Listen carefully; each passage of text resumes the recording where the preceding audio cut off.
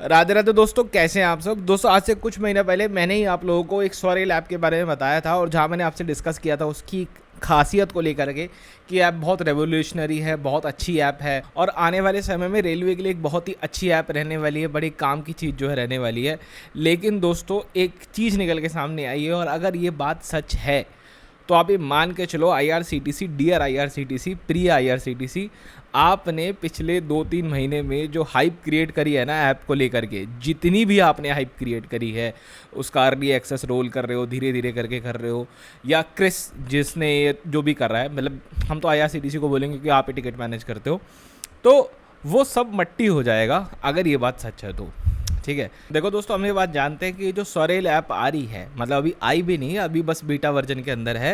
ये ऐप आनी है IRCTC की मल्टीपल ऐप्स को कंसोलिडेट करने के लिए। जैसे IRCTC की जो कनेक्ट ऐप है जो कि रिजर्व टिकट को बुक करने में काम आती है, एक IRCTC की UTS ऐप है जो अनरिजर्व टिकट को बुक करने में काम आती है, एक फूड ट्रैक ऐप है जिससे आप खाना ऑर्डर करते हो, उसके अलावा और भी मिसलेनियस चीज़ें हैं। इन सब फीचर्स को जोड़ करके इन्होंने एक ऐप क्रिएट कर दी जिससे हमें मल्टीपल ऐप्स डाउनलोड नहीं करनी पड़ेगी और हमारा काम जो है आसान हो जाएगा। और इस ऐप के अंदर ऐसी कोई नोटिफिकेशन नहीं है अभी तक कि इस ऐप का भी आप कमर्शियल यूसेज नहीं कर सकते।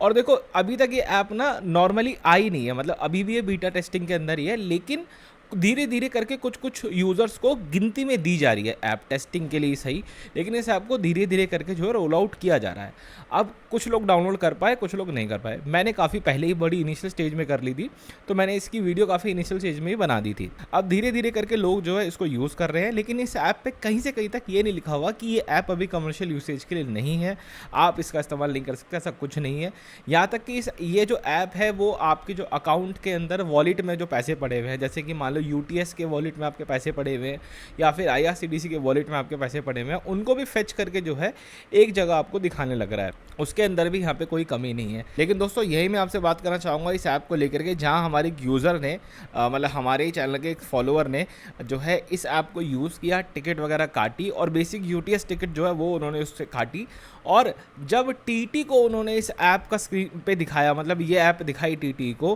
कि देखो मेरी टिकट ये है, तो TT ने इस ऐप को रिकॉग्नाइज करने से मना कर दिया और ये कहा कि हमको अभी तक स्वरेल ऐप के बारे में कुछ भी बताया नहीं गया है पीछे से, और हम इस ऐप पे बुक हुई हुई टिकट को इनवैलिड टिकट मानेंगे। और इनवैलिड टिकट मानते हुए 95 रुपीज़ की टिकट थी उस पर्सन की, और आप देखो कि उस पर्सन को कितने रुपए का यहाँ पर जो है चालान कट जाता है। और यही वो कारण है इसलिए मैंने शुरू में कहा था कि डियर IRCTC, अगर ये बात जरा सी भी सच है कि स्वरेल ऐप का कमर्शियल यूसेज अभी अलाउड नहीं है, तो पिछले 2-2.5 महीनों में आपने जितनी हाइप बनाई है इस ऐप को लेकर के वो सारी यहाँ पे जो है रोल आउट अगेन मट्टी हो जाएगी, मट्टी हो गई है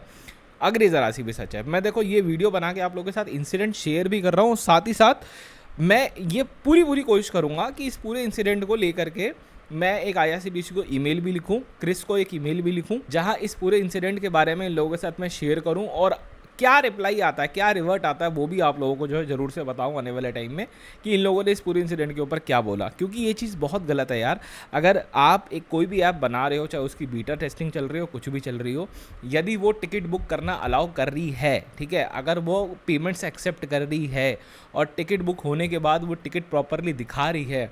तो कोई भी पर्सन ये अज्यूम करेगा ही ना कि इस ऐप का कमर्शियल यूसेज हो रहा है और इस पर आप टिकट काट सकते हो। इट डजंट मीन ना कि अभी वो बीटा टेस्टिंग में है या वो टेस्टिंग में है तो उसका कमर्शियल यूसेज नहीं हो सकता।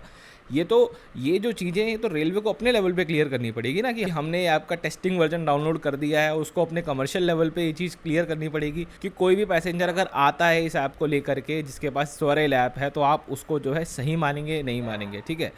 इस छोटी सी वीडियो में, अपडेट वीडियो में मैं इतना ही रखूँगा। बाकी आप लोग मुझे कमेंट सेक्शन में बताना क्या और किया जा सकता है। बाकी मैं तो ज़रूर से इस चीज़ को जो है एस्केलेट करने वाला हूँ और आगे लेके लिखने वाला हूँ आगे रेलवेज़ को इस चीज़ के बारे में कि ये चीज़ आपने जो है कैसे करी, क्योंकि ये बहुत ज़्यादा गलत चीज़ है। इस वीडियो में दोस्तों इतना रखते हैं, मिलते हैं आपसे बहुत जल्द एक और वीडियो में। राधे राधे।